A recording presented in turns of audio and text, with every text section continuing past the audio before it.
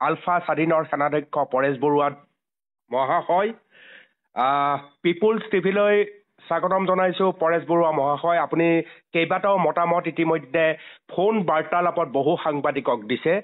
আজি ময়ো এই সম্পৰ্কে আপোনাৰ সৈতে কথা পাতিব বিচাৰোঁ আৰু মোৰ প্ৰথম প্ৰশ্নটো যিটো বিষয় সমগ্ৰ অসমত এতিয়া সবাতোকৈ চৰ্চিত বিষয় হৈছে, সেয়া হৈছে এটা শব্দ আত্মহত্যা। পৰেশ বৰুৱা মহাশয়, আমি সকলোৱে অসমৰ বেছিভাগ মানুহে জানো যে জুবিন গাৰ্গ হৈছে সাংঘাতিকভাৱে পজিটিভ এনাৰ্জি থকা এজন মানুহ। সদায় আনক উৎসাহিত কৰি আহে, সদায় আনক আগবাঢ়ি যাবৰ কাৰণে এটা মহৌষধৰ দৰে কাম কৰে জুবিন গাৰ্গে। সেই জুবিন গাৰ্গৰ লগত আত্মহত্যা শব্দটো সংযোজন হ'ব লগা এটা পৰিৱেশ নাহে বুলিয়েই আমি প্ৰায়ে সকলোৱে বুজো, উপলব্ধি কৰোঁ। আপুনি কি পৰিৱেশ পৰিস্থিতিত জুবিন গাৰ্গৰ ক্ষেত্ৰত এই শব্দটো ব্যৱহাৰ কৰিলে মহাশয়?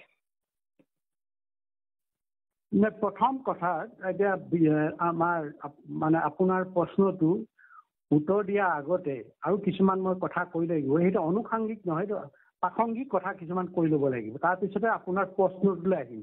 আৰু এই যে জুবিনৰ যিটো বিতৰ্কিত মানে মৃত্যুৰ ওপৰত বিভিন্ন মন্তব্য কৰি আছে, আমি সেইবিলাক চাই আছিলোঁ। প্ৰায় এমাহমান চাইছোঁ। এমাহৰ পিছত মই ক'বলৈ বাধ্য হৈছোঁ। বিভিন্ন ধৰণৰ আমালৈ প্ৰক্ষেপ কৰি, বিশেষকৈ মোলৈ প্ৰক্ষেপ কৰিছিলে সংগঠনৰ মুৰব্বী, যেতিয়া মোলৈ প্ৰক্ষেপ কৰাটো স্বাভাৱিক, আৰু সেইকাৰণে মই ৰেছপণ্ড কৰি গৈ আছোঁ।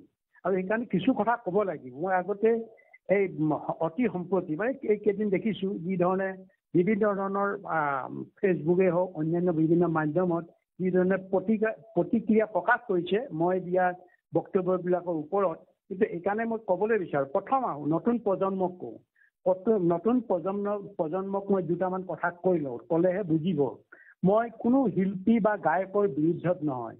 মই কোনো শিল্পীৰ যেতিয়া দুৰ্দশা অৱস্থা হয়, যেতিয়া শিল্পী পতিত হোৱা অৱস্থা দেখোঁ, মই তাক সাহসেৰে মাত মাতোঁ। হয়তো অসমৰ আমাৰ যিসকল উঠি অহা চামে সেইখিনি বুজিছে নাই নাজানো। আমাৰ যিসকল সমাজত বয়োজ্যেষ্ঠ আছে, বুদ্ধিজীৱী আছে, শিক্ষিত চাম আছে, বা অন্যান্য বিভিন্ন পেছাজীৱীৰ লগত জড়িত আছে, তেখেতসকলে কি ধৰণে মাতিছে আৰু মই কি ধৰণে মাতিছিলোঁ, আমাৰ নতুন প্ৰজন্মই কিন্তু জনাৰ প্ৰয়োজন আছে।